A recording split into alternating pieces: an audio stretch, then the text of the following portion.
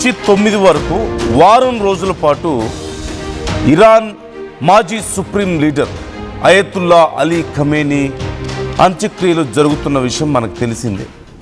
ఈ వారం రోజుల పాటు యుద్ధం వద్దు అని అమెరికా, ఇరాన్ మాట్లాడుకున్నాయి. అయితే ఓ పక్క అంత్యక్రియలు జరుగుతూ ఆ దేశ ప్రజలందరూ కన్నీటి పర్యంతం అవుతూ ఆ దేశ నాయకులందరూ బాధపడుతూ ఉంటే ఇరాన్కు మరొకసారి ట్రంప్ వార్నింగ్ ఇచ్చాడు. ఖమేనీ అంత్యక్రియల నేపథ్యంలో ట్రంప్ చేసిన వ్యాఖ్యలు ఇప్పుడు చాలా గందరగోళాన్ని, చాలామందికి చాలా చిరాకుని తెప్పిస్తున్నాయి. నేను అనుకుంటే ఖమేనీ అంత్యక్రియల టైంలోనే అక్కడున్న నాయకులందరినీ ఒక్క దెబ్బతో చంపేసేవాడిని అంటూ ట్రంప్ చెబుతున్నాడు. మాతో చర్చలు జరపడానికి ఎవరు ఉండరనే కారణంతో ఎవరిని చంపకుండా వదిలేస్తామంటూ చెప్తున్నాడు. ఖమేనీ అంత్యక్రియలను సైతం అవమానించాడు ట్రంప్. ఖమేనీని దేశ ప్రజలు ద్వేషిస్తున్నారని ఇంతకాలం అనుకున్నానని, నేను అనుకున్నదే నిజమై ఉండొచ్చు, అంత్యక్రియల్లో ప్రజలు మొసలి కన్నీరు కార్చి ఉంటారు అంటూ ట్రంప్ చెప్తున్నాడు. ట్రంప్ వ్యాఖ్యల మీద ఇప్పుడు ఇరాన్ చాలా సీరియస్ అవుతుంది. అమెరికాకు నాగరికత, చరిత్ర అసలు రెండూ లేవు అంటూ ఇప్పటికే ఇరాన్ రెస్పాండ్ అయింది. కనీసం మర్యాద తెలియదా అమెరికాకు అంటూ ఇప్పటికే ఇరాన్ చాలా సీరియస్గా రెస్పాండ్ అయింది. ట్రంప్ చేసినటువంటి వ్యాఖ్యలు ఇప్పుడు చాలా కొంత ఇంట్రెస్టింగ్గా ఉన్నప్పటికీ మరోవైపు చాలా దిగజారుడుతనంగా ఉన్నాయి. అంటే ఇంతకంటే నీచమైన మాటలు ఇంకెవరైనా మాట్లాడతారా అన్నట్లుగా ఉన్నాయి. ఎందుకంటే ఆ దేశ సుప్రీం లీడర్ మీద దాడి చేసి చంపేశారు ఇజ్రాయెల్ అండ్ అమెరికా కలిసి. చంపేసి మళ్ళీ అదే దేశంతో యుద్ధం చేసి యుద్ధంలో గెలవలేక చివరికి చర్చలకు వచ్చారు. ఇప్పుడు ఇన్ని రోజుల పాటు యుద్ధం వల్ల వాళ్ళ సుప్రీం లీడర్ యొక్క అంతిమ సంస్కారాలు నిర్వహించుకోలేకపోతే ఇప్పుడు నిర్వహించుకుంటున్నారు. ఒక వారం రోజుల పాటు జూలై 3 నుంచి 9 వరకు ఈ కార్యక్రమం జరుగుతూ వస్తుంది. అన్ని దేశాల ప్రతినిధులు అక్కడికి వెళ్తున్నారు. ఆ దేశం వాళ్ళు చాలా దారుణంగా బాధపడుతున్నారు. కొన్ని లక్షల మంది ప్రజలు అక్కడికి చూడడానికి వస్తూ ఉన్నారు. ఇలాంటి పరిస్థితుల్లో ఆ దేశం మొత్తం కన్నీటి పర్యంతం అవుతూ ప్రపంచ దేశాల ప్రతినిధులందరూ అక్కడికి వచ్చిన ఈ టైంలో ట్రంప్ ఈజ్ థ్రెటనింగ్ దెమ్. ఏమని? నేను తలుచుకుంటే మొత్తం అందరినీ ఒకేసారి వేసేసేవాడిని, కానీ మాతో చర్చలు జరపడానికి ఎవరు ఉండరు కాబట్టి మేము వాళ్ళని అలా చేయడం లేదు అని చెప్తున్నాడు. What kind of comments are this? ఇంతకంటే నీచమైన కామెంట్స్ ఇంకేముంటాయి? అండ్ మరొకటి, when the whole nation is weeping, దేశం మొత్తం ఏడుస్తూ ఉంటే చాలా తక్కువ చేసి మాట్లాడుతున్నాడు వాళ్ళ బాధని. అసలు అలీ ఖమేనీ అంటే ఎవరికి ఇష్టం ఉండదేమో, ప్రేమ ఉండదేమో అనుకున్నాను. అందరూ అతన్ని ద్వేషిస్తున్నారేమో అనుకున్నాను.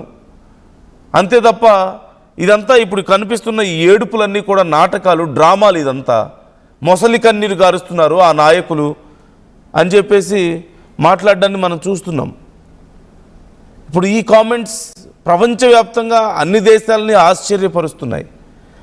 సహజంగా ఎవరైనా ఒకరు మృతి చెందితే, ఒక కుటుంబంలో ఎవరైనా ప్రాణాలు కోల్పోతేనే వాళ్ళ శత్రువులైనా సరే వాళ్ళ గురించి తప్పుగా మాట్లాడరే, పోయిన వాళ్ళ గురించి ఎందుకులే అని చెప్పేసి మాట్లాడరు కదా. కానీ ఒక దేశం సుప్రీం లీడర్, దశాబ్దాల పాటు ఆ దేశాన్ని పరిపాలించినటువంటి ఒక సుప్రీం లీడర్ పోతే అతనికి సంబంధించినటువంటి అంతిమ సంస్కారాలు జరుగుతూ దేశం మొత్తం ఏడుస్తున్నప్పుడు, అదిగో మీరు చూస్తున్నారు అక్కడ అరాగ్చి లాంటి వాళ్ళు ఏడుస్తున్నారు. అక్కడ విదేశాంగ మంత్రి అబ్బాస్ అరాగ్చి, అలాగే వాళ్ళ స్పీకర్ మహమ్మద్ గాలిబాఫ్, ఇలాంటి వాళ్ళు ఏడుస్తున్నారు. మీకు ఆ వీడియోలో చూడొచ్చు. దాంతోపాటు ఆ దేశంలో ఉన్న చాలామంది ఏడుస్తున్నారు. అలాంటి టైంలో ఆ దేశం గురించి అవన్నీ మొసలి కన్నీళ్ళు. అసలు చనిపోయిన వ్యక్తికి ఏమాత్రం గౌరవం లేదు, ఎవరికి ఇష్టం లేదు అతనంటే అని చెప్తున్నారు. బట్ అంతమంది, అన్ని లక్షల మంది ప్రజలు ఎందుకు వచ్చారు? ఈవెన్ భారతదేశం నుంచి కూడా ప్రతినిధులను పంపించాం కదా మనం. అన్ని దేశాల ప్రతినిధులు అక్కడికి వచ్చారు కదా. Are we fools? మనం పిచ్చోళ్ళమా ఇక్కడ? సో ట్రంప్ చేసినటువంటి ఈ వ్యాఖ్యలు దిగజారుడుతనానికి, నీచత్వానికి ఒక ఉదాహరణ అని చెప్పేసి చాలామంది మాట్లాడుతున్నటువంటి తీరు మనకు కనపడుతుంది. మరోవైపు as I said earlier, July 9 నుంచి 7 వరకు 3 నుంచి 7 రోజుల పాటు ఇరాన్ ప్రభుత్వం చాలా గ్రాండ్గా ఈ కార్యక్రమాన్ని నిర్వహిస్తుంది. Of course there is some internal agenda in this. ఆ దేశ ప్రజల్లో మళ్ళీ ఒకసారి ఐకమత్యాన్ని పెంచడానికి, ఒక తాటి మీదకు తీసుకురావడానికి, అలీ ఖమేనీ అనే సెంటిమెంట్ని మరింత రగల్చడానికి, ఎగరేసిన ఎర్ర జెండాకి మరొకసారి ఎర్ర జెండాతో ఆ స్పిరిట్ని నింపడానికి వాళ్ళు ఈ సందర్భాన్ని ఉపయోగించుకుంటున్నారు. అందులో ఎలాంటి డౌట్ లేదు. Of course some kind of political plans ఉండుండొచ్చేమో వాళ్ళ సుప్రీం లీడర్ మృతి సందర్భంలో.